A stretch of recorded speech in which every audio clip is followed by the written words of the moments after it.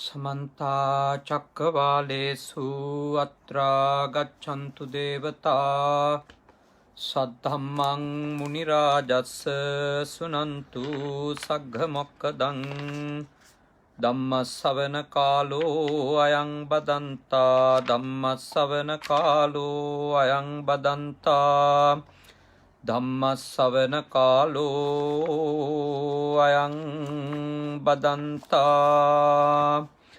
नमो तस् भगवतो अरहतो सम्मा सम्बुद्धस्स नमो तस् भगवतो अरहतो सम्मा सम्बुद्धस्स नमो तस् भगवतो अरहतो සම්මා සම්බුද්දස්ස.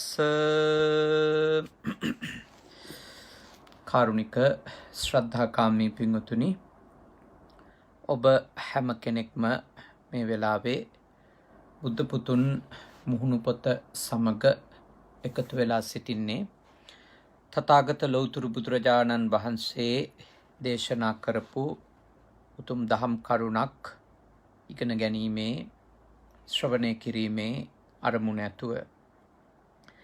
පින්වත් පිරිස වෙනුවෙන් අද මේ දේශනාව සිද්ධ කර දෙන ලෙස අපට ඉල්ලා සිටියේ අද දවසේ ජන්මදිනය සමරන 71 වන ජන්මදිනය සමරන කේ.පී. කුමාරසිරි පෙරේරා ආදරණීය පියාණන්ට සෙත් ප්‍රාර්ථනා කිරීමේ අරමුණ ඇතුව, ඒ ආශිර්වාද කිරීමේ අරමුණ ඇතුව තමයි මේ පින්කම සිද්ධ කරන්නේ.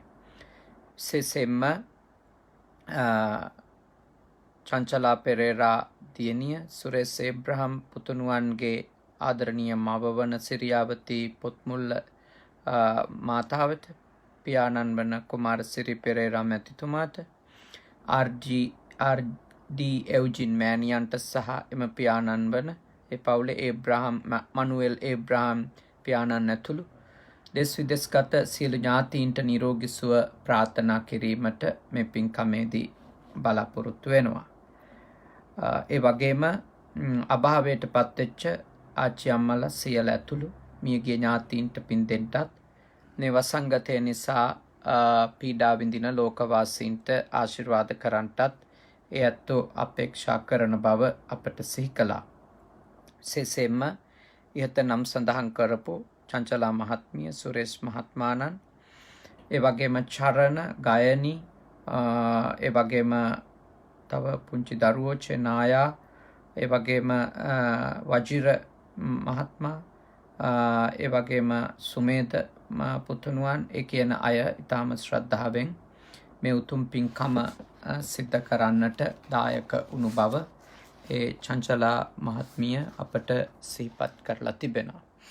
ඉතින් එතුමිය අපිට කතා කරලා ඉල්ලා සිටියේ විශේෂයෙන්ම ආදරණීය පියාණන් වහන්සේට සෙත් පතන්ට කියන එක. ඊට අමතරව ඒ සුරේෂ් මහත්මයාගේත් මව්පියන්ට ආශිර්වාද කිරීම මේ පින්කමේදී මුඛ්‍ය අරමුණක් කරගෙන තියෙනවා. 71 වන ජන්මදිනය සමරන ඒ පියතුමන් ඒ ගමේ පළාතේ කොයි කාටත් උදව් උපකාර වෙමින් බොහොම සත්පුරුෂ වැදගත් ජීවිතයක් ගත කරන බෞද්ධයෙක් කියන වග අපට දැනගන්නට ලැබුණා. ඉතින් අපි එතුමන්ට ආශිර්වාද කරනවා. එතුමන් කරන සමාජීය මෙහෙවර, ශාසනික මෙහෙවර, තමන්ගේ දුවා දරුවෝ වෙනුවෙන් සිදු කරන උතුම් මෙහෙවර තව චිරාත් කාලයක් සිද්ධ කරගෙන යන්න එතුමාට නිදුක් නිරෝගී සුව දීර්ඝායුෂ ලැබේවා කියලා අපි ප්‍රාර්ථනා කරනවා. ඒ අනෙක් මව්පියවරුන්ටත් ඒ ආශිර්වාදය එසේම ලැබේවා. වනහන ඔබටත් නිදුක් නිරෝගී සුව උදා වේවා කියලා අපි ප්‍රාර්ථනා කරනවා මේ උතුම් පින්කමේදී.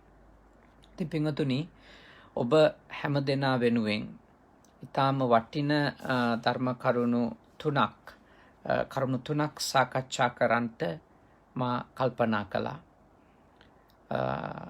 ඒ කරුණු තුන ඇත්තටම දහමේ සාකච්ඡා කරන්නේ දිව්‍ය ලෝකයෙහි සැප විපාක ගෙන දෙන්නට උපකාරවත් වෙන උතුම් කරුණු 3ක් ලෙස.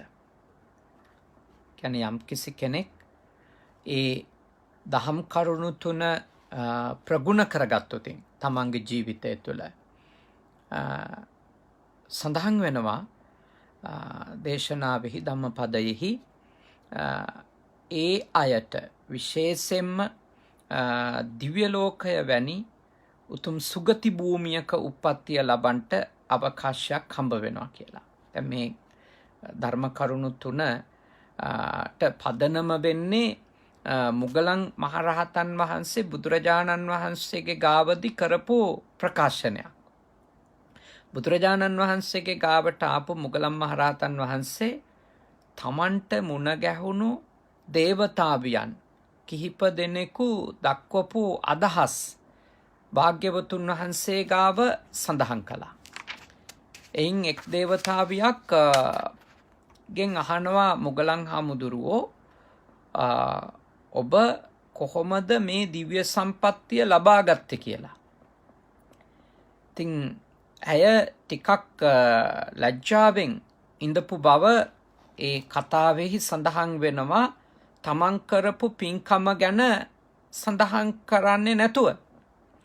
එතකොට මුගලන් මහරහතන් වහන්සේ ඉල්ලීමක් කරනවා නෑ ඔබ කරන ලද පින්කම පිළිබඳව සිහිපත් කිරීමක් සිද්ධ කරන්නට කියලා. එතකොට ඒ දේවතාවිය සඳහන් කරනවා මම බොහෝම දුප්පත්ව තමයි මනුෂ්‍ය ලෝකෙ හිටියේ. හැබැයි මේ හරියට පවට බයෙන් හිටියා. ඒ හින්දා මම කවදාවත් බොරුවක් කිව්වේ නැහැ. ඇත්තම කිව්වා. ඒ පිනෙන් තමයි මම වෙන ලොකු පින්කම් කරලා නෙමෙයි. ඇත්ත කියපු එකේ පිනෙන් තමයි මම දිව්‍ය ලෝකයේ ඉපදුනේ කියලා ඇය මුගලන් හාමුදුරුවෝ ගාව සඳහන් කරලා තියෙනවා. එතකොට තවත් දේවතා දියණියක් නැත්නම් දේවතාවියක් කියනවා මම මෙහෙකාර කෙල්ලෙක් විදියට ගැහණියක් විදියට හිටියා. මේ පොතේ තියෙන එහෙමයි. කෙල්ලක්ව ඉපදිලා හිටියා. ගෑනු දරුවෙක් විදියට. මෙහෙකාරියක් විදියට. දුවෙක් විදියට ඉපදිලා ඉඳලා තියෙනවා යම් පවුලක. මෙහෙකාරකම කරලා තියෙන්නේ. ඉතින් එහිදී හරියට මට හිංසා පීඩා පැමුණුණා. හැබැයි මම මගේ කෝපය පාලනය කරගත්තා. ලොකු ඉවසීමකින් මම හිටියා. ඒකේ ප්‍රතිඵලයෙන් තමයි මම දෙව්ලොව දේවතාවියක් වෙලා ඉපදුනේ කියලා. ඒකේ ආනිසංසයට කියලා. එතකොට එතන ඉන්න තවත් දේවතාවියක් කියනවා මම තියඹරා ගෙඩියක් පූජා කරලා. තව දේවතාවියක් කියනවා මම කැකිරි ගෙඩියක් පූජා කරලා. මම උක්දණ්ඩක් පූජා කරලා මේ දිව්‍යාත්ම භාවය ලබා ගත්තා කියලා ඒ කරපු ශ්‍රද්ධා සම්පන්න කුසලයෙන් තමයි මම මේ උතුම් භවය ලැබුවේ කියලා ඒ දේවතාවියෝ කීප දෙනා මුගලන් තෙරුංගාව සඳහනක් කරනවා. එතකොට මේ කතාව අහපු මුගලන් මහරහතන් වහන්සේ බුදුරජාණන් වහන්සේ ගාවට ඇවිල්ලා සඳහනක් කරනවා කෝපය ඉවසපු නිසා, සත්‍ය කියපු නිසා, උක්දඬු තියඹරා ආදිය පූජා කරපු නිසා දෙව්ලොව ඉපදිලා මෙහෙම දිව්‍ය සැප විඳිනවයි කියලා කිව්වා කියලා. එතකොට මුගලන් මහරහතන් වහන්සේ ආමන්ත්‍රණය කරලා තමයි බුදුරජාණන් වහන්සේ මේ ධර්මය දේශනා කරන්නේ. මේ ගාථා ධර්මය සච්චම් බණේන කුජ්ජෙය්‍ය කියන ගාථා ධර්මය. ඒ කිව්වේ සච්චම් බණේ ඇත්ත කියන එක. සච්චම් බණේ කිව්වේ සත්‍ය කීම. සත්‍ය කීම කියන කාරණාව කෙනෙකුට සුගති භූමියක උප්පත්තිය ලබන්ට ගොඩක් උපකාරවත් වෙන ධර්මයක් කියලා තමයි භාග්‍යවතුන් වහන්සේත් ඒ කරුණ සනාත කරමින් මුගලන් මහරහතන් වහන්සේට අවධාරණයක් කරනවා. එතකොට ඒක අපි තේරුම් ගන්නට ඕනේ ඊටාම මේ වටින කරුණක්. දැන් අපිට තියෙන ශරීර අවයව අතුරින් ගත්තම මේ තාම උසස් කොට මේ දිව කට මේ දේවල් සලකනවනේ. දැන් යම්කිසි දෙයක මේ ලුණු රස, පැණි රස, ඇඹුල් රස, මිහිර, අමිහිර මේ කියන මේ රසවල් ඔක්කොම දැනගන්ට ලැබෙන්නේ දිව කට ඇසුරු කරගෙන. එතකොට මේ දිව කට ඇසුරු කරගෙන යම් රසයක් මේ ලෝකේ මේ උපදවන්ට පුළුවන් නම් ඒ අතුරින් ඉහළම රසය තමයි සත්‍ය. ඒ කියන්නේ ඒ දිවකට ඇසුරු කරගෙන කියන සත්‍ය තමයි මේ ලෝකේ රසවත්ම දේ කියලා. මෙහි සඳහන් කෙරෙන්නේ රසවත්ම දේ. ඉතින් යම්කිසි කෙනෙක් ඇත්ත කියනවා නම් සත්‍ය කතා කරනවා නම් ඒ තැනැත්තා මේ ලෝකෙට ඉතාම රසවත් දෙයක් ප්‍රදානය කරන කෙනෙක්. උතුම් වූ රසයක් දීපු කෙනෙක් සත්‍ය කියනවා නම්. දැන් ඇත්තටම ඊයේ මාත් එක්ක මේ මගේ හිතවත් දායක මහත්මයෙක් කතා කර ඉඳිද්දී කිව්වා මෙහි යම්කිසි කෙනෙක් අපරාධයක් කරලා අහු වුණොත් එහෙම අපි කියමුකෝ කුඩු විකුණලා කියලා අහු වුණොත් එහෙම මෙහි මේ ජපන් ජාතිකයෝගේ තියෙන ස්වභාවයක්ලු ඔය ටිකක් අපරාධ කල්ලිවල අය නෙමෙයි මෙහි ඉන්නවා එහෙම අඳුනන කණ්ඩායමක්. ඒ කට්ටිය නෙමෙයි සාමාන්‍ය මිනිස්සේ අපරාධයක් කරලා අහු වුණොත් එහෙම පොලිසියට දවස් 10ක් විතර කාටවත් බලන්න කියන්න දෙන්නේ නැතුව උසාවි දැමීමක් එහෙම නැතුව පොලිසිය තියාගෙන මේ ප්‍රශ්න කිරීමක් කරනවලු. ඉතින් ඒ ප්‍රශ්න කිරීමේදී මං ඇහුවා ඉතින් එල්ලලා ගහනවද කියලා. නෑ. එතුමා කියනවා එතුමා දැනගෙන තියෙන කරුණු අනුව මෙහි එහෙම කිසිම හිංසාවක් කරන්නේ නෑලු. හැබැයි දවස් 10ක් කිසි කෙනෙකුට මුණ ගැහෙන්න නොදී ඒ ප්‍රශ්න කිරීමම එයාට දෙන්න පුළුවන් ලොකුම දඬුවමක්. තනියම කිසිම කෙනෙක් එක්ක කතා කරන්න දෙන්නේ නෑලු. දවස් 10ම කරන්නේ ඒ තියාගන්න කාලය තුල ප්‍රශ්න කිරීමලු. එතකොට ඔවුන්ගේ ස්වභාවයක්ලු ඇත්තම කියන එක. ඔක්කොම ඇත්ත කියනවලු. ඒකට මේ එතුමා නම් කිව්වා මේ ජපන් බසින් වාක්‍යයක් ඒක නිකන් සිංහලට පරිවර්තනය වුණාම කියන්නේ මේ මෝඩයෙක් වගේ ඔක්කොම ඇත්ත ටික කියනවා කියලා ජපන් අය. මෙහෙදී එහෙමලු ඒක ඒ ජපන් බසින් ඒ කියමනේ කියන්නේ කියලා ඒ මේ අයගේ ස්වභාවයක් ගැන පැහැදිලි කළා. දැන් ඒකෙන් මම ඉගෙනගත්තු දේ තමයි මේ රටේ මිනිස්සු යම්කිසි ආකාරයකට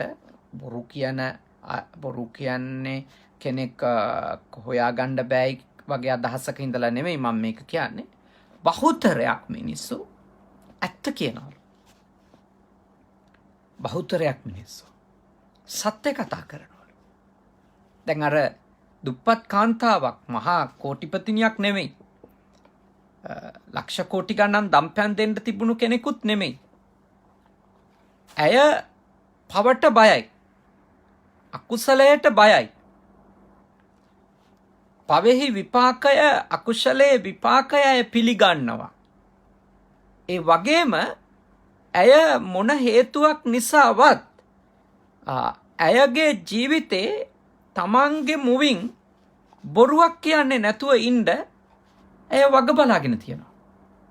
දැන් ඒකේ ඊටාම ප්‍රබල ප්‍රතිඵලයක් විදියට ආනිසංසයක් විදියට ඇය හෙවන් එකට දිව්‍ය ලෝකෙට කියලා දෙවියෝ අතර දේවතාවියෝ අතර උප්පත්තිය ලබනවා. ඉතින් දැන් ඒක අපි පරලොව ජීවිතය පැත්තක තියමුකෝ. ඇත්ත කියන කෙනාගේ මේ ලෝක ජීවිතයම ඇත්තටම මහා සැනසිලිදායක එකක්. කෙනෙකුට තර්ක කරන්න පුළුවන් ඇත්ත කියන්න ගිහිල්ලා තමයි මට මෙහෙම වුණේ කියලා. සමහර වෙලාවට ඇත්ත කියන්න යෑම නිසා යම් ප්‍රශ්න ඇති වෙන වෙලාවල් අපි කාගේ ජීවිතවල තිබෙනවා. ඇත්ත කීම නිසා ඇත්ත කතා කරන එක්කෙනාට කරදර වෙන අවස්ථා තියෙනවා. දැන් අපේ වගේ රටක ගත්තොතින් බොරුව තමයි බලවත්. ඒක අපි කවුරුත් දන්නවනේ. බොරු කීම තමයි බලවත්. බොරු කියන කෙනාට තමයි වැඩිපුරම බලයක් තියෙන්නේ. බොරුව, වංචාව, රංගපෑම, බොරුවෙන් අනිත් අයව රවටනවා කියන එක සාමාන්‍ය දෙයක්. එතකොට එවැනි තැනක ඇත්ත කියන්නෙක් විදියට, ඇත්ත කතා කරන්නෙක් විදියට ජීවත් වෙන එක දුෂ්කර කාරණයක්. අභියෝග බහුලයි. ප්‍රශ්නවලට මූණ දෙන්න වෙන ප්‍රමාණය අධිකයි. ඇත්ත කියන්නෙක් වුණාම බොරු කියන බහුතරයක් ඉන්න තැනක ඇත්ත කියන්නෙකුට විශාල ප්‍රශ්න වෙනවා.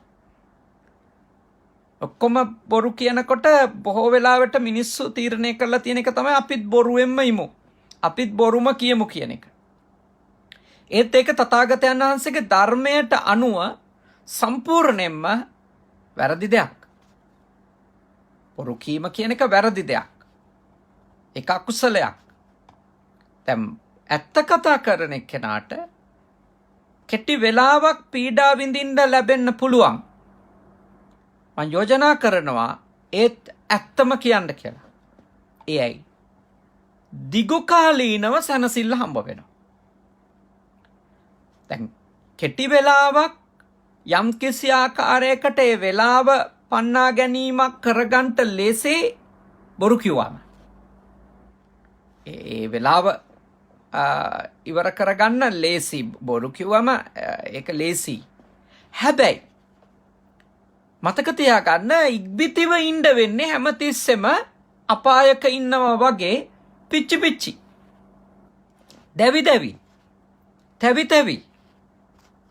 එතකොට ඇත්ත කියලා යම් කිසි ආකාරයකට ප්‍රශ්නයකට මූණ දෙනවා නම් මූණ දෙන්න වෙයි. ඒක හරි.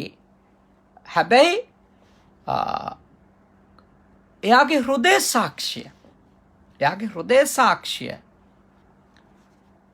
කොයි වෙලාවකවත් එයා දැවෙන තැවෙන අසහනයට පත්වෙන කෙනෙකු බවට පත් කරන්නේ නැහැ. එයා සැනසෙල්ල ඉන්නවා. මොකද මේ එළියෙන් ලැබෙන වදවලට වඩා, එළියෙන් විඳින්න වෙන කරදරවලට වඩා මම නම් තථාගතයන් වහන්සේගේ ධර්මයට අනුව මට ප්‍රත්‍යක්ෂ වෙලා තියෙන කාරණේ තමයි ඇතුලේ හිතින් විඳින වදේ තමයි ලොකුම වදේ. එළියෙන් ලැබෙන පීඩාවලට වඩා තමන්ගෙම හිතින් විඳින්න වෙන පීඩාව තමයි ලොකුම පීඩාව. ඒ නිසා අපි සත්‍ය කතා කරලා යම් කිසි ආකාරයකට පීඩාවක් වින්දත් මං හිතන්නේ ඒ ගැන අපි කලබල විය යුතු නෑ. පුංචි පීඩාවක් විඳින්න වෙන්න පුළුවන් ඇත්ත කීම නිසා. ඒත් දිගු කාලීනව හරි සැනසille ඔළුව කෙලින් තියන් ඉන්න පුළුවන්. ඒ හින්දා දැන් බොරුව කියන එක හරි ආකර්ශනීයයි. ටික වෙලාවක් බොහොම රැස් විහිදවගෙන යන්න පුළුවන්. පස්සේ බොරුවෙන් යම්කිසි දෙයක් ලබා ගත්තොත් ඒ බොරු හින්දම තමයි ඒගොල්ලොන්ට ඒවා අහිමි වෙන්නේ. ඒක මතක තියාගන්න. බොරුවෙන් යමක් ලැබුවද අහිමි වෙන්නේත් ඒ බොරුව හින්දමයි. ඒකම තමයි අපිට පාරාවලල්ලක් වෙන්නේ. ඒකයි බොරුව කපටිකම මේ තථාගතයන් වහන්සේගේ දේශනාවේ දැඩි ලෙස ප්‍රතික්ෂේප කරා. ඒ හින්දා මම ඔබට මෙත්සිතින් කරුණාවෙන් යෝජනා කරනවා ඔබ හැම කෙනෙක්ම පුළුවන් තරම් තමන්ගේ ජීවිතේ සත්‍යවාදී වෙන්න උත්සාහ කරන්න. සත්‍යවාදී වෙන්න.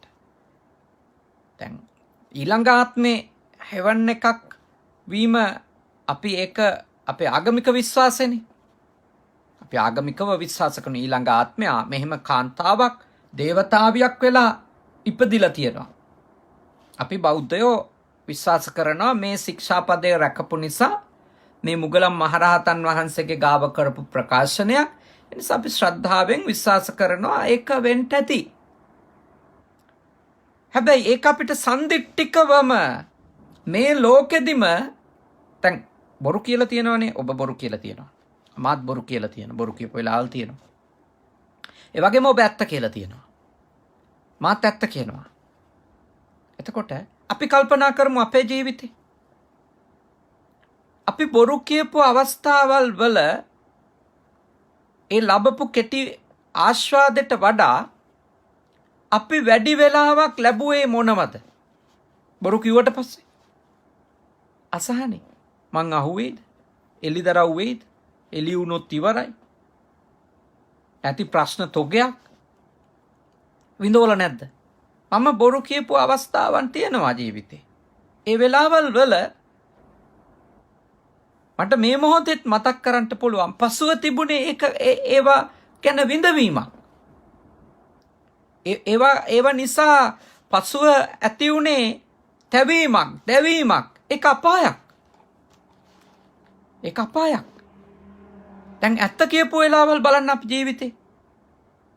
ඇත්ත කීම නිසා සමහර ප්‍රශ්නවලට දවස් 2-3 මූණ දීපු වෙලාවල් මගේ ජීවිතේ තියෙනවා. ඇත්ත කීම නිසා. යම් සිද්ධිවලදී. හැබැයි පස්සේදී පුදුම සැනසෙල්ලක් නේ. දිව්‍ය ලෝකේ සැප විඳිනවා වගේ සැපයක්. විඳගෙන ඉන්න අවකාශය ලැබුණා. මොකද හේතුව විශාල එච්චර ලොකු සැනසෙල්ලක් එන්න ඉතින් හංගන්න දෙයක් නැහැනේ. නේද? ආයේ හංගන්න දෙයක් නැහැ. වහන්න දෙයක් නැහැනේ. එහින්ද මම ඔබට යෝජනා කරනවා සංසාරික වශයෙන් ඊළඟ භව ගමනේදී දිව්‍ය ලෝක සැප විඳින්න ඔබට අපේ දහමට අනුව ඔබ දෙව්ලොව සැප පතන කෙනෙක් නම්, දෙවියන් අතරට යන්න හොයන කෙනෙක් නම්, හෙවන් එකට නම් ඔබගේ ප්‍රාර්ථනාව දේවතාවියක් වෙන්න නම්, දේවතාවෙක් වෙන්න නම් දහමට අනුව සත්‍යවාදී වෙන්න. ඒක තමයි කරන්න තියෙන කුසල ක්‍රියාව. ඊළඟට ඔබට මේ ලෝකේ විශාල සැනසෙල්ලක් අත්විඳින්න ඕන නම්, දිව්‍ය ලෝකයක වගේ මහා සැපතක්, මානසික මහා සුවයක්, මහා උදාර සැනසීමක් අත්විඳින්න ඕන නම් මම ඔබට යෝජනා කරනවා මෙත් සිතින් ඔබ හැම කෙනෙක්ම ඇත්ත කතා කරන්න. ඇත්ත කියන කෙනෙක් වෙන්න. ඇත්ත කීම නිසා කෙටි කාලීනව වෙන හානියට වඩා දිගු කාලීනව වන සැනසෙල්ල ගැන හිතන්න. සැනසෙල්ල ගැන හිතන්න.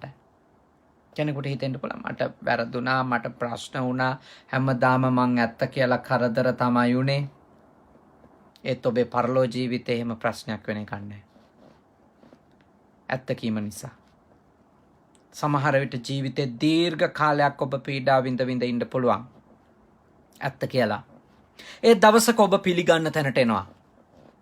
ඒ විශ්වාසයේ ඉන්න. සත්‍යවාදී වෙච්ච ඔබට, ඇත්ත කියන ඔබට වටිනකමක් කොයි වෙලාවක හරි ඔබේ ජීවිතේ හිතන්නේවත් නැති විදියට ලැබෙනවා. ඒක අනිවාර්යයි. මේ ආත්මය යම් කිසි ආකාරයකින් අපි කියමුකෝ සංසාර කර්ම විපාකයක් නිසා හරි ඔබ ඇත්ත කිව්වත් ඔබට යම් පීඩා වැඩි නම් අපි කියමුකෝ ඇත්ත කියලා ගොඩක් පීඩා විඳ ඉන්නව නම් ඒත් ඔබ මේ ආත්මේ බොරු නොකීම නිසා අපේ ධර්මයට අනුව ඊළඟ භවය නම් ඔබට අනතුරක් වෙන්න විදියක් නැහැ.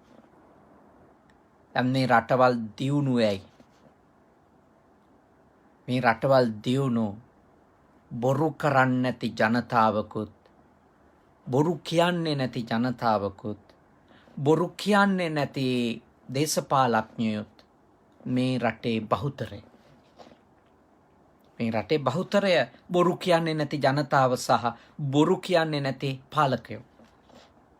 ඇත්ත කියන, ඇත්ත කතා කරන. ඉතින් මේ රටවල් දිව්‍ය ලෝකෙ මම දැකලා නැහැ. හැබැයි මේ රටවල් වල මිනිස්සු සැනසෙල්ල ඉන්නවා.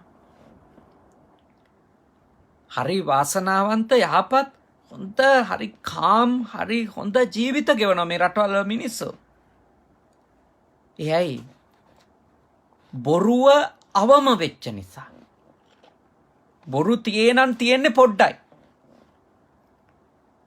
වැඩිපුර තියෙන්නේ සත්‍ය. වැඩිපුර තියෙන්නේ සත්‍ය. බොරු කියන්නේ බොරු කරන්නේ. බොරු කියන්නේ බොරු කරන්නේ මේ. අපිට මුණ ගැහිච්ච එක ජපන් ජාතික මහත්මයෙක් වැඩිහිටියෙක්. එයා දවසක් ලංකාවට ගිහිල්ලා. එයා යන ගමන් මේ ඒ කතා කරලා තියෙනවා ඒ ගුවන් යානේ ඉඳපු මිනිස්සු එක්ක. ඉතින් ඒගොල්ලෝ ඒ කතාවේදී එයා කියනවා එලිදරව් වුණු කරුණ මොකක්ද කියලා. අපි තියන්නේ ඔය මේ ජපන් මිත්‍රත්ව පාර කියලා පාරක් තියෙන්නේ පාර්ලිමේන්තුව පැත්තේ. ඒ පාර පොඩි උනේ කොහොමද කියලා.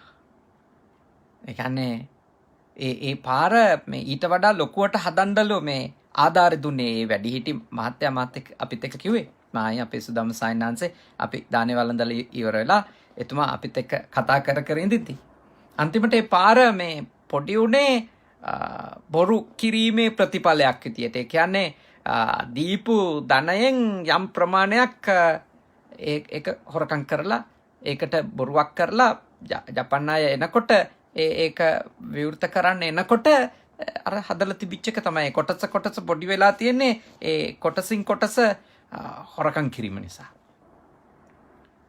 ඉතින් ඒවා මේවයි මිනිස්සු දන්නවා දැන්. මෙහෙම තමයි වෙන්නේ කියලා.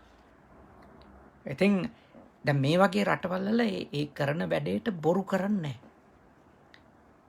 කරන වැඩේට බොරු කරන්නේ. ඒ නිසා මෙහෙ හිටි ගමන් ඔය භූමිකම්පා ඇවිල්ලා හෙල්ලෙනවා. හැබැයි මේ ඒ හෙල්ලුණා කියලා මේ ගෙවල් ඔක්කොම කඩා බිඳ වැටෙන මට්ටමට වෙන්නේ. මොකද මේගොල්ලෝ ගයක් ප්‍රමිතියට ඒවට ඔරොත්තු දෙන්න හදලා කියලා සහතිකය දුන්නොත් ඒ හදලා ඒ භූමිකම්පාවලට. ඒ නිසා මේ රටවල් වල දියුණුව සහ සාර්ථකත්වය ප්‍රධානම හේතුවක් තමයි ඒගොල්ලෝ සත්‍යවාදී වීම. ඇත්ත කිරීම සහ ඇත්ත කීම. බොරු නොකිරීම.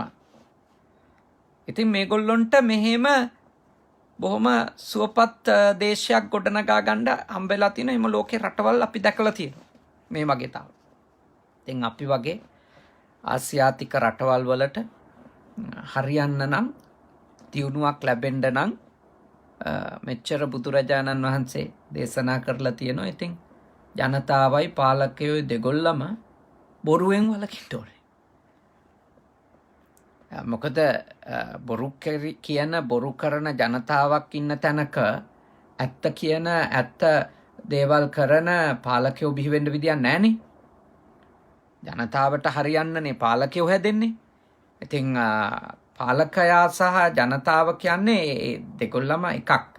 කියන්නේ ඒ බොරු කරන ජනතාවක් ඉන්න රටක හැදෙන්නෙම බොරු කරන පාලකයෝ, බොරු කියන පාලකයෝ, බොරු කියන ජනතාවක් ඉන්න තැනක. ඒ වගේමයි සත්‍ය කතා කරන, ඇත්තට ජීවත් වෙන, ඇත්ත දේවල් කරන, ඇත්ත දේවල් කියන ජනතාවක් ඉන්න රටක තමයි සත්‍යවාදී පාලක පැලැන්තියක් බිහි වෙන්නේ. අපිට හරියන්න ඕන නම් අපි වෙනස් වෙන්න ඕන. අපි වෙනස් වෙන්න ඕන. දිව්‍ය ලෝකේ යන්න විතරක් නෙමෙයි. අපිට තියෙන රට දිව්‍ය ලෝකයක් වගේ හරිම ලස්සන රටක්නේ. අපේ රට බොහොම වාසනාවන්ත ලස්සන රටක්. හැබැයි ඒ වාසනාවන්ත ලස්සන රට අවලස්සන සහ අප්‍රසන්න තැනක් වෙන්නේ අපේ සමාජය බොරුව මත පදනම් වෙන්න පටන් ගත්තට පස්සේ. නිසා අපි ඒ සත්‍යවාදී බව කියන එක, ඇත්ත කීම කියන එක, ඇත්තෙන් ඉස්සරහට ඒම කියන එක, ඇත්තෙන් ජයග්‍රහණ ලැබීම කියන එක අපේ පදනමක් වෙන්න ඕන. ඉතින් මම මේ කියන කතාව කරගන්න එක හරිම අමාරුයි. මොකද හේතුව බහුතරය ඉන්නේ බොරුවට කැමැත්තෙන් නම්, බොරුව අනුමත කරමින් නම්, එතකොට සත්‍ය තුළ ඉස්සරහට එන එක හෝ බැබලෙන එක හරිම දුෂ්කර දෙයක්. සත්‍යවාදී කෙනා අනතුරට වැටෙන්න තියෙන ඉඩකඩ වැඩි. ඒක ඇත්ත. ඒත් ඒගොල්ලොන්ට හෘදය සාක්ෂිය කවදාවත් චෝදනා කරන්නේ නැහැ. ලෝකෙම ප්‍රශ්න ඇති වුණත් ඒගොල්ලොන්ට හදවත කවදාවක්වත් දඬුවම් දෙන්නේ නැහැ. වැදගත් ඔබේ හිත. එනිසා ඒ ගැන ඔබ අවධානය යොමු කරන්න කියලා මම ඔබට මෙත් සිතින් යෝජනා කරනවා. දෙවැනි කාරණේ කුජ්ජෙය. ඒ කිව්වේ මේ කිපෙන්නේ නැතිකම. කිව්වේ යම් කිසි කෙනෙක් කරන ලද වරදට නොකිපීම. යම් කිසි කෙනෙක් කරන ලද වරදට නොකිපීම. ඊළඟට ගත්තහම ඒ වරදට නොකිපීම තුළ තමන්ගේ සංසුන්කම ගොඩනගා ගැනීම. දැන් නොකිපීම කියන එක ඇතුලේ තමන්ගේ සංසුන්කම තමයි තහවුරු කරගන්නට ලැබෙන්නේ. සංසුන්කම. ඊළඟට ඒ වරදට නොකිපෙන කෙනෙක් වෙනකොට ඒ වරද හරිගස්සා ගන්නටත් එතකොට ඒක උපකාරක ධර්මයක් වෙනවා. වැරද්ද නිවැරද්ද කරගන්නත් ඒ අද්වේෂය නොකිපීම උපකාරක ධර්මයක් වෙනවා.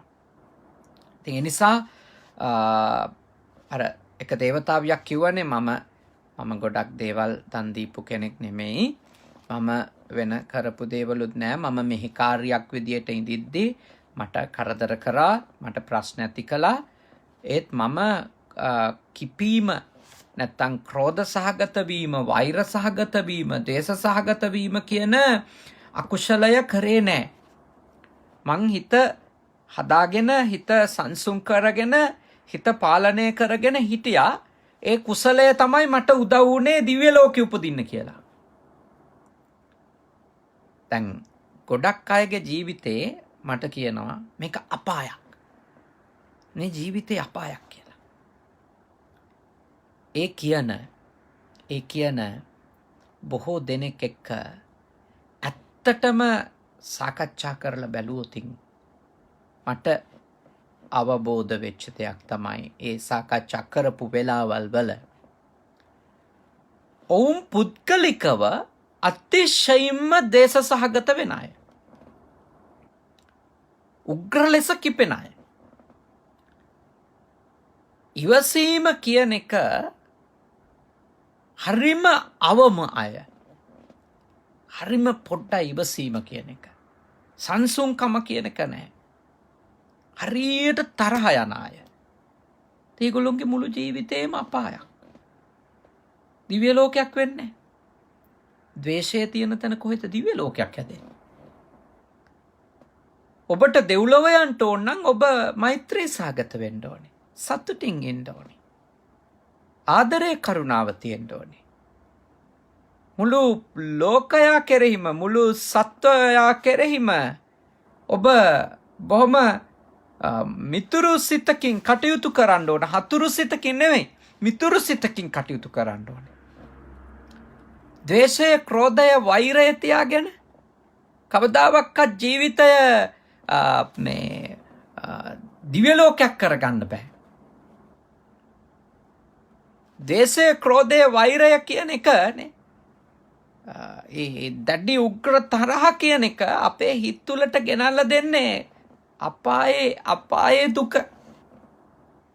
හැමදාම අඬනවා, හැමදාම වැළපෙනවා, හැමදාම විඳවනවා, හැමදාම අසහනෙන් ඉන්නවා. මම ඔබට යෝජනා කරනවා, ඔබට ඕනි දිව්‍ය ලෝකේ නම් මේ ගෙවන ජීවිතෙත් ඊළඟ ආත්මෙ විතරක් නෙමෙයි, මේ ගෙවන ජීවිතෙත් ඔබ හොයන්නේ දිව්‍යමය ජීවිතයක් නම්, දෙවියෙකුසේ ජීවත් වෙන්න නම්, දේවතාවියකසේ ජීවත් වෙන්න නම් මං යෝජනා කරනවා මේ ගාථා ධර්මයේ උගන්වන වටින කරුණ පුහුණු වෙමු. මොකද්ද? අනුන් අපිට වැරදි කළා කියලා දත්මිටි කකා තරහෙන්, වෛරෙන්, ක්‍රෝධෙන් හැම එකකටම මූණු නරක් කරගෙන පුප්පමින්, රවමින්, ගොරවමින්, ඒ ගැටෙමින් ඒ ගෙවන ජීවිතේ නතර කළා දාමු. එතකොට ජීවිතේ දිව්‍ය ලෝකයක්. ඊළඟ ආත්මෙත් ඒ මෙත් සිත නිසාම දිව්‍ය ලෝකයක්. ඒකයි අර දේවතාවිය කියන්නේ. දන්නවනේ ඉතින් ගෙදරක වැඩ කරන මේ කාර්යයක් වුණා. නේද? දැන් මැද පෙරදිග යුරෝපේ රටවල් වල ජීවත් වෙන අය දන්නවා ගෙදරක වැඩ කරනකොට යම් යම් පීඩා එනවා. යුරෝපේ නම් ඇත්ත වශයෙන්ම මෙහෙම හිංසා පීඩා කරන්නේ නැහැ.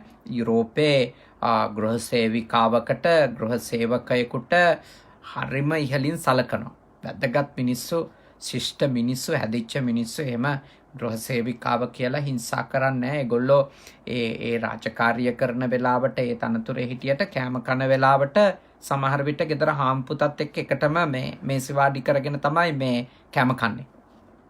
ඒ වගේ දියුණු රටවල් වල මිනිස්සු එහෙම අනිකාට එහෙම කරන්නේ. නමුත් ඔය අපි ගත්තොත් මැද පෙරදිග කලාපේ ගත්තොත් ගොඩාක් වෙලාවට අපි දකිනවා ගෘහ සේවක සේවිකාවන්ට දරුණු හිංසා පීඩාවලට ගොදුරු වෙන්න වෙනවා. මැද පෙරදිග නෙමෙයි, ලංකාවෙත් එහෙමයි.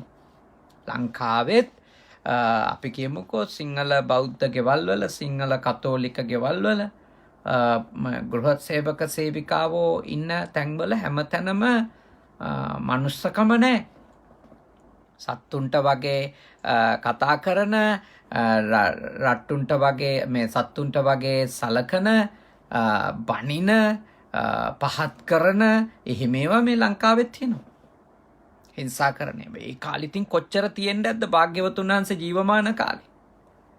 දාසයෝ කියන අය වහල් සමාජ ගැන නෙමෙයි කිව්වේ. වහල්ලු විදියටනේ තියන් හිටියේ ලොකු ගෙවල් වල. ධනපතියන්ගේ, බලවතුන්ගේ ගෙවල් වල, ඒ වතු හිමියන්ගේ, ඉඩම් හිමියන්ගේ ගෙවල් වල දාසයෝ විදියට ඉඳපු මිනිස්සුන්ට හරියට පීඩා විඳින්න උනා. යුරෝපෙත් ඒක තිබුණලා තියෙන ඉස්සර.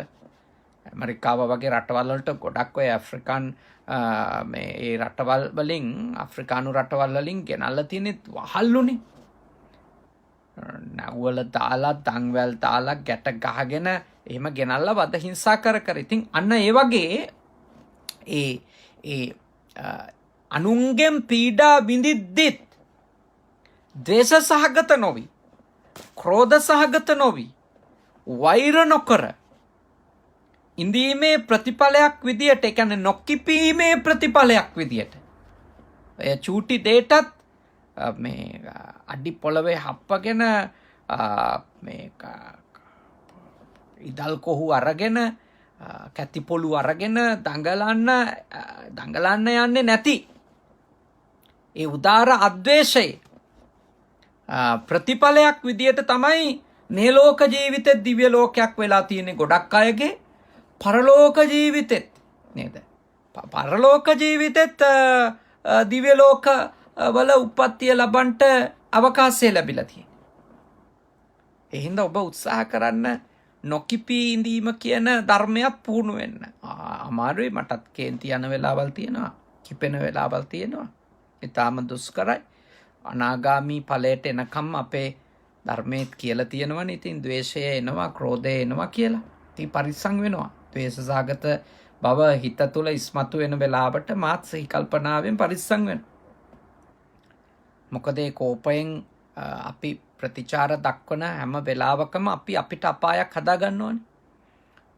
තරහෙන් ප්‍රතිචාර දක්වන හැම වෙලාවකම අපි අපිට අපායක් නිර්මාණය කරගන්නවානේ. ඒ නිසා මම ඔබට මේ යෝජනා කරනවා මේ පුළුවන් තරම් උත්සාහ කරන්න. පුළුවන් තරම් වීරිය කරන්න, කිපෙන්නේ නැතුව ඉන්න. කිපෙන්නේ නැතුව ඉන්න. ක්‍රෝධ සහගත නොවී ඉන්න, ද්වේෂ සහගත නොවී ඉන්න පුළුවන් තරම් උත්සාහ කරන්න. ඊළඟට තුන්වෙනි කාරණේ තමයි මේ ඉල්ලන කෙනෙකුට, ඒ කියන්නේ යාචිතෝ කියන්නේ ඉල්ලන කෙනෙකුටනේ. ඉල්ලන කෙනෙකුට සුළු දෙයක් හරි අප්පම්පි දච්චා, ඒ කියන්නේ ඊටාම සුළු දෙයක් හරි දෙන කෙනෙක් වෙන්න. මොකද අර දේවතාවියෝ කීප දෙනෙක් ප්‍රකාශ කළානේ, මම උග්දණ්ඩක් දීලා, මම මේ තිඹිරි ගෙඩියක් දීලා, මම තව මොනවා හරි ඒ දේවතාවියෝ කිව්වනේ මම මෙන්න මේ දේවල් කැකිරි ගෙඩියක් දීලා, මම මෙන්න මේ වගේ දිව්‍ය ලෝකයක ඉපදුනා කියලා නේද? ඉපදුනා කියලා මේ ඒ දේවතාවියෝ සඳහන් කළා. දැන් යාචක කියන්නේ ඒ වර්ග දෙකක් තියෙනවා. ඒකේ දැන් ඉල්ලීම, යාචක කියන්නේ ඉල්ලීම කියන එකනේ, ඉල්ලන්නා කියන එකනේ. දැන් යදිනවා, ඉල්ලනවා කියන එක. එතකොට දැන් හිඟා කන කට්ටිය කෙලින්ම ඉල්ලනවා. ඒගොල්ලෝ එක කොටසක් ඉල්ලන, යාචිත කියන වචනෙන් ඉල්ලන කෙනා කියන එක. හැබැයි දැන් හාමුදුරු කෙනෙක් පාත්තරයක් අරන් ආවොත් නේ, හාමුදුරු කෙනෙක් පාත්තරයක් අරන් ආවොත් ගෙදරට ඉල්ලන්නේ. උන්වහන්සේ නිශ්ශබ්දව ගෙදර ඉස්සරහා ටික වෙලාවක් පාත්තරේ තියාගෙන බිම බලාගෙන ඉන්නවා. පාත්තරේ දිහා බලාගෙන ඉන්නවා. එතකොට ඒකත් ඉල්ලීමක් තමයි. ඒක තුෂ්ණීම් භාවයෙන් ඉල්ලීම. ඒක තුෂ්ණීම් භාවයෙන් නිශ්ශබ්දව ඉල්ලීමක්. එතකොට එවැනි සීලාදී ගුණයක් පුරන කෙනෙකුට දුන්නත්, ඍජුවම යම් කිසි දෙයක් මට ඕනි, මට බඩගිනි, මට නෑ කියලා ඉල්ලන කෙනෙකුට දුන්නත්, දෙකම ඊටාම මේ වටින පරිත්‍යාගනේ නේද? ඊටාම මේ වටින පරිත්‍යාග. ඉතින් ඒ නිසා ඔබ මේ උත්සාහ කරන්න, ඔබ වීරිය කරන්න, ඔබගේ ජීවිතේ ඔබ උත්සාහ කරන්න, ඔබ වීරිය කරන්න, ඔබගේ ජීවිතේ පුළුවන් තරම් කෙනෙකුට යමක් දෙන කෙනෙක් බවට පත් වෙන්න. තව කෙනෙකුට තමන්ගේ පැත්තෙන් පරිත්‍යාගයක් සිද්ධ කරන කෙනෙකු බවට පත් වෙන්න ඔබ ඔබේ ජීවිතේ උත්සාහ කරන්න. දැන් මේ අද ජන්මදිනය සමරන පියාණන් වහන්සේ ගැනත් අපිට දැනගන්න ලැබුණේ කුමාරසිරි පෙරේරා පියාණනුත් ගොඩක් අයට ගමේ පළාතේ උදව් උපකාර කරනවා කියලා. ගොඩක් අයට පරිත්‍යාගශීලී කියලා. ඉතින් ඒක හොඳ ගුණයක්. ඒක බොහොම මේ තථාගත ධර්මයේ මේ අගය කරන ගුණයක්. ඒක හරි වටිනවා. ඒවා කවුරුත් පුහුණු වෙන්න ඕන. දැන් පැවිද්දවන අපිත් දන් දෙන්න ඕන. ගිහියවන ඔබත් දන් දෙන්න ඕන. හාමුදුරුවෝ ඉන්නේ දාන ලබන්න විතරක් නේ. හාමුදුරුවෝ දැනගන්න ඕන. හාමුදුරුවෝලත් දන් දෙන්න ඕන. තමන්ට ලැබෙන දෙයින් දෙන්න ඕන. මොකද හේතුව පෙර භවවල දීපු නිසා මේ ආත්මේ ලැබිලා තියෙනවා වෙන්න පුළුවන් හාමුදුරුවලට. හැබැයි මේ ආත්මේ දන් දුන්නේ නැතොත් සංසාර ගමනේ කොහොමද ලැබෙන්නේ? ඒ නිසා දන් දීම, අනිත් අයට උදව් උපකාර කිරීම, පරිත්‍යාගශීලී වීම නේ හැම කෙනෙක්ම උත්සාහ කරන්න ඕන. හැම කෙනෙක්ම වීරිය කරන්න ඕන. තමන්ගේ ජීවිතේ අනිත් අයට පරිත්‍යාගයක් සිදු කරන්න, අනිත් අයට උදව් උපකාර කරන්න. ඒක හැම ආගමකම කියන දෙයක්. බුදුදහම විතරක් නෙමෙයි. හැම ආගමකම උගන්වනවා තමන්ගේ දෙයින් යමක් හම්බ කරන දෙයින් යමක් අනිත් අයට දෙන්න කියලා. කතෝලික ක්‍රිස්තියානි ආගමෙත් උගන්වනවා. ඉස්ලාම් වලත් උගන්වනවා. හින්දු ආගමෙත් උගන්වනවා. ඒ හැම ආගම දහමකම උගන්වන දෙයක් තමයි පරිත්‍යාගය. දීම. තථාගතයන් වහන්සේගේ දේශනාවේ දස පාරමී අතර පළමු යන්න. දස රාජධර්ම අතර පළමු යන්න දාන. සතර සංග්‍රහ වස්තු අතර පළමු යන්න දාන. ත්‍රිවිධ පුණ්‍යක්‍රියා අතර පළමු යන්න දාන සීල භාවනා, දානයේ ප්‍රිය වචනයේ සමානාත්මතාවය අර්ථචර්යාව, දාන පාරමී, සීල පාරමී, පාරමී ධර්මවල දානං සීලම් පරිච්ඡාගං අජ්ජවම් මජ්ජවම් තපං දස රාජධර්ම නේ. ඒ වගේ දස පුණ්‍යක්‍රියා මේ හැම එකකම තියෙන්නේ දාන මුලට පරිත්‍යාගය දීම. ඒක හැමෝටම පුහුණු වෙන්න පුළුවන් දෙයක් නේ. හැමෝටම පුහුණු වෙන්න පුළුවන් දෙයක්. ඒ නිසා මම ඔබට තාම කරුණාවෙන් තාම මෛත්‍රියෙන් යුක්තව යෝජනා කරනවා මෙලව ජීවිතයත් වාසනාවන්ත කරගන්නට, දිව්‍යමය ජීවිතයක් කරගන්නට, පරලෝක ජීවිතයත් බොහෝම වාසනාවන්ත උදාර උතුම් ප්‍රබුද්ධ ජීවිතයක් බවට පත් කරගන්නට මම ඔබට බුදුදහමට අනුව යෝජනා කරනවා ඔබ පරිත්‍යාගය කියන ධර්මයක් පුහුණු වෙන්න. දැන් අපි ධර්ම කියද්ද 3ක් නේ. ධර්ම 3ක් අපි අද සාකච්ඡා කළා. දිව්‍ය ලෝකේ ගියපු අය ඉන්නවා මේ ධර්ම 3 නිසාම. කොමක්ද? සත්‍ය කතා කිරීම නිසා. ද්වේෂ සහගත නොවීම නිසා. සත්‍ය කතා කිරීම නිසා, ද්වේෂ සහගත නොවීම නිසා. ඊළඟට සල්ප දෙයක් හෝ දීම නිසා. කොච්චර ලස්සන කරුණු 3ක්ද? මේ කරුණු 3ම ඔබට පුහුණු වෙන්න පුළුවන්ද බැරිද? පුළුවන්. අපි හැමෝටම පුහුණු වෙන්න පුළුවන්. ප්‍රගුණ කරගන්න පුළුවන්. හැමෝටම. මේක ප්‍රගුණ කරන එක මේ කරුණු 3 මේ ලෝකේ කරන්න තියෙන අමාරුම දේවල් නෙමෙයි මේ. කාටත් මේ දේවල් පුහුණු වෙන්න පුළුවන්. ගිහි කෙනෙකුට උනත්, පැවිදි කෙනෙකුට උනත් හැමෝටම මේ උතුම් කාරණා තමන්ගේ ජීවිතේ ප්‍රගුණ කරගන්න පුළුවන්. ඔබ වීරිය කරන්ට. ඔබේ ජීවිතේ මේ දේවල් ප්‍රගුණ කරගන්න. ප්‍රඥාව දියුණු කරගෙන මේ භවයේදීම උතුම් අවබෝධයටපත් වෙන්න පුළුවන් නම් එය තමයි පළමු ඉලක්කය. නමුත් යම්කිසි කෙනෙකුට එවැනි තත්වයකට යන්නට තවම හිත සැකසෙන්නේ නැතිනම් යටත් පිරිසෙන් සුගති භූමියක උපදින්ට හරි, හොඳ සත්පුරුෂයෝ ඉන්න තැනක උපදින්ට හරි අර කියපු ධර්ම 3වත් පුහුණු වෙන්න ඕනේ. එනම් සත්‍ය කතා කිරීම, මුසාවාදයෙන් වැළකීම, ඊළඟට ක්‍රෝධ නොකර මෙත්සිත දියුණු කිරීම, මෛත්‍රිය දියුණු කිරීම, ඊළඟට අවසාන වශයෙන් යෝජනා කරන්නේ තථාගතයන් වහන්සේගේ දේශනාවේ කුමක්ද? අල්ප දෙයක් හරි දම් දෙන කෙනෙක් වීම. අල්ප දෙයක් හරි දම් දෙන කෙනෙක් වීම. පොඩි දෙයක් හරි පරිත්‍යාග කරන කෙනෙක් වීම. එය ප්‍රගුණ කරගන්න. මේ කරුණු 3 මම විශ්වාස කරනවා අද ජන්මදිනය සමරන පියාණන් වහන්සේටත් තමන්ගේ ජීවිතේ තව දීර්ඝ කාලයක් ප්‍රගුණ කරගන්නට ලැබෙන එක එතුමන්ට මේ භවයට වගේම එතුමන්ගේ පරලෝක ජීවිතයටත් බොහෝ උපකාරවත් වෙයි. ඉතින් ඊටාම ශ්‍රද්ධාවෙන්, ඊටාම ඕනිකමින් මේ දහම් කරුණු ශ්‍රවණය කරලා බුද්ධ පුතුන් මුහුණු පොත ඔස්සේ මම ඔබට යෝජනා කරනවා ඔබට මේ ධර්මානුශාසනාව නැවත වතාවක් ශ්‍රවණය කරන්න අවකාශය ලැබෙනවා ඔබ බුද්ධ පුතුන් YouTube නාලිකාවට එකතු වුණොත්. ඒ වගේම මුහුණු පොතෙන් ටික දවසක් යනකොට මේ දේශනාව අයින් වුණත් මම ඔබට සිහිපත් කරනවා අඛණ්ඩව ඔබගේ කල්යාණ මිතුරියන්ටත් මේ දේශනාව ශ්‍රවණය කරන්නට කියලා බුද්ධ පුතුන් YouTube නාලිකාව සමග එකතු වීමෙන් පුළුවන්කම තිබෙනවා.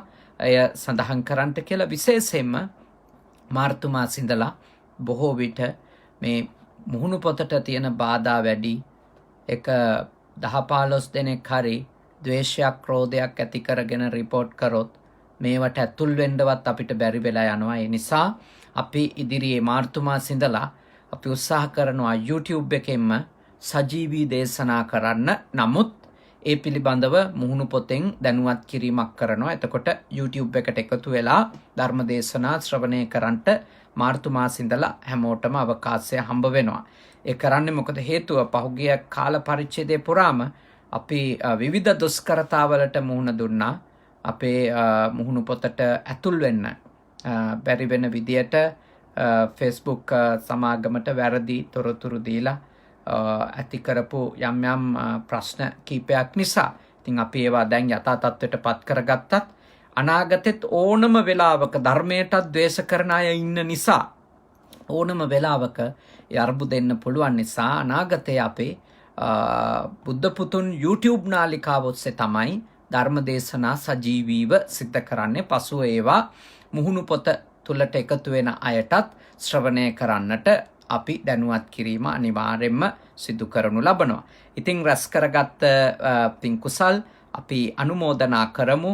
විශේෂයෙන්ම දෙවියන්ට දෙවියෝ මේ පින් අනුමෝදන් වෙත්වා. KP කුමාරසිරි පියාණන්ට, සිරියාවතී පොත්මුල්ල මාතාවට, RD එව්ජින් මාතාවට, මනුවෙල් එබ්‍රහම් පියාණන්ට, ඒ වගේම මේ පින්කම සංවිධානය කරන්නට අප වෙච්ච චංචලා පෙරේරා මහත්මියට, සුරේස එබ්‍රහම් මහත්මාණන්ට, ඒ වගේම චරණ පෙරේරා, ගායනි ප්‍රියංකා, චෙනායා, ඒ වගේම වජිර පෙරේරා සහ එම තියනිය සුමේද පුතණුවන්, මං හිතනවා ඒ නම් මම කිව්වා හරි කියලා, ටිකක් විතර යම් පැහැදිලි බවක් තිබෙන නිසා.